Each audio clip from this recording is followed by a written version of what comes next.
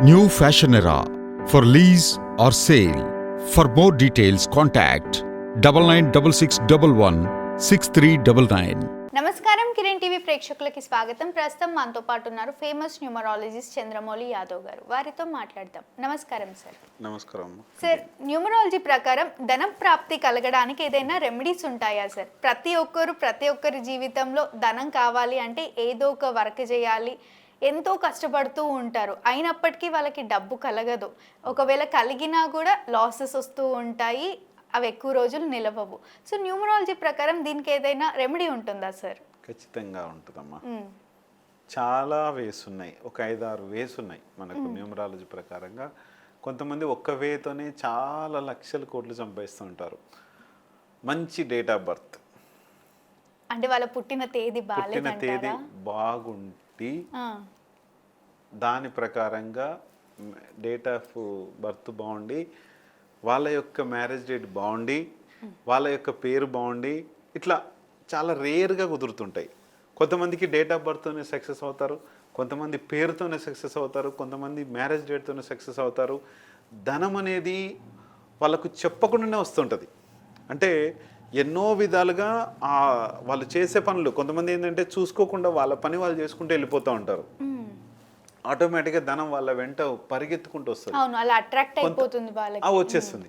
ఎందుకు అంటే వాళ్ళ దగ్గర ఉన్న పాజిటివ్ వే, అది వాళ్ళ దగ్గర ఉన్న మంచి పేరు, వాళ్ళ దగ్గర ఉన్న మంచి మొబైల్ నంబర్, వాళ్ళ దగ్గర ఉన్న మంచి మ్యారేజ్ డేటు, ఈ వీటిలో ఏది పర్ఫెక్ట్గా ఉన్నా సరే ధనం అనేది ఆటోమేటిక్గా వస్తుంటుంది. చాలామంది కొన్ని పేర్లు ఉంటాయి, అంటే వీటిలో ఏదైనా ఒకటి 2 పర్ఫెక్ట్గా ఉంటే ఖచ్చితంగా ఉంటుంది. ఇప్పుడు మల్లారెడ్డి గారు ఉన్నారు, పేరు ఎం లెటర్ అనేది బాగా డిస్టర్బ్ చేస్తుంది, మనిషిని ఇది చేస్తుంది అని చెప్తాం. కానీ మ్యారేజ్ డేట్ 19 మార్చి ఆయన చేసుకున్నారు మ్యారేజ్ డేట్ మల్లారెడ్డి గారు. పూలు అమ్మినా అంటారు, పాలు అమ్మినా అంటారు. పూలకు పాలకు డబ్బులు కోట్లు సంపాదిస్తారా అంటే ఆ యొక్క వే అనేది ఆయనకి మంచి మార్గాన్ని చూపించింది. ఆ మార్గం అనేది ఆయన చేసే ప్రతి పని సక్సెస్ అవుతూ భూములు కావచ్చు, కాలేజెస్ కావచ్చు, 1-2 పెట్టుబడి పెట్టుకుంటే వస్తుంది చేసుకుంటూ వెళ్ళిపోతూనే ఉన్నారు. అందుకు ఆ సక్సెస్ వే వాళ్ళను, ఆయన పిల్లల్ని మంచి సక్సెస్ వేలోకి తీసుకొచ్చేసింది కదా. అలాగే ఒక మంచి మ్యారేజ్ డేట్ ఏ వ్యక్తికైనా ఉండాలి. ఇప్పుడు చంద్రబాబు నాయుడు గారికి ఒక మంచి మ్యారేజ్ డేట్ ఉంది, ఇంకా మోడీ గారికి ఒక మంచి మ్యారేజ్ డేట్ ఉంది. ఇవన్నీ కూడా ధన ప్రాప్తికి, అంటే చేసే పని సక్సెస్ ఉంటే ఆటోమేటిక్గా ధనం వస్తుంది. మనం ఎందుకు చేసే పని సక్సెస్ ఉంటుంది అంటే ఆ వ్యక్తులకి ఏం చేస్తుంది, అది పనిని సక్సెస్ చేయాలని ఒక దృక్పథం మైండ్లో పడిపోతుంది. ఇది సక్సెస్ గ్యారంటీ చేయాలి. కొంతమందికి ఖచ్చితంగా ఓడిపోతూ ఉంటారు, కొంతమందికి ఏ పని చేసినా కూడా సక్సెస్ అవ్వదు వాళ్ళకి. అది వాళ్ళ లైఫ్లో రైట్ వే కాదు.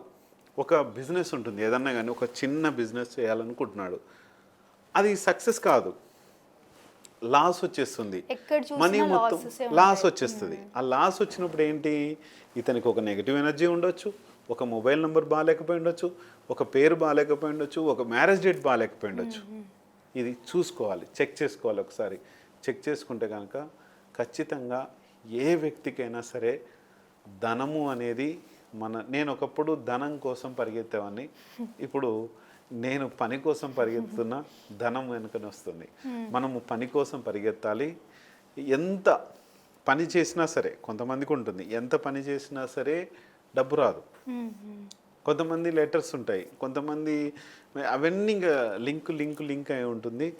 ఏదైనా సరే మనము పని చేయాల్సిందే, పని చేయకుండా ఏ వ్యక్తి కూడా ఉండడు. పని చేసుకోండి, ఆ వర్క్లోనే నేను సక్సెస్ చేస్తుంది.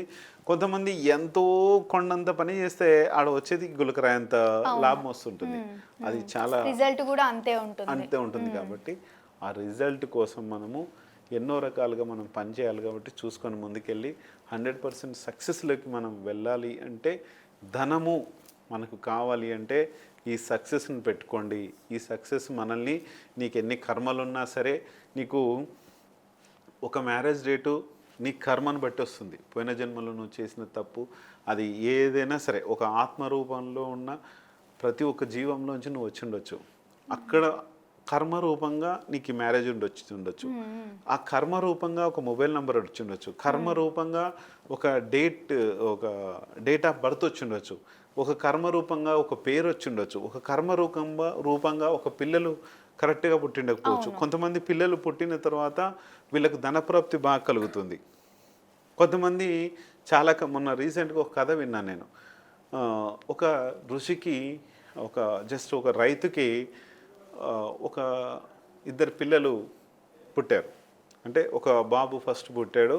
పుడితే ఇతను ఏం చేస్తున్నాడంటే ఇతను ఆ ఋషి దగ్గరికి పిల్లవాడి పేరు పెట్టాలని చెప్పేసి తీసుకెళ్తే ఆయన ఋషి ఏం చెప్తాడంటే, మీకు ఈ బాబు మీకు మంచిది కాదు, ఈ బాబుని నాకు ఇవ్వండి, నేను మీకు ఇది చేస్తాను, మీకు వద్దు అని చెప్తాడు. సరే ఆయన చెప్పిన ప్రకారంగా ఆ బాబుని ఇచ్చేస్తారు. మళ్ళీ సేమ్ రెండో బాబుని కూడా అలాగే నాకు ఇవ్వమంటాడు ఆయన ఋషి, ఇచ్చేస్తారు. మూడో బాబు ఇవ్వదు వాళ్ళ వైఫ్. ఈయన ఏం చేస్తాడంటే ఆ బాబుల్ని తీసుకొని బతికిన పిల్లల్ని పూడ్చిపెడతా ఉంటాడు, సజీవ సమాధి చేసేస్తుంటాడు. ఎందుకు అలా చేశాడు అంటే తర్వాత వెళ్ళి వీళ్ళు అడగడానికి మళ్ళీ వస్తున్నారు.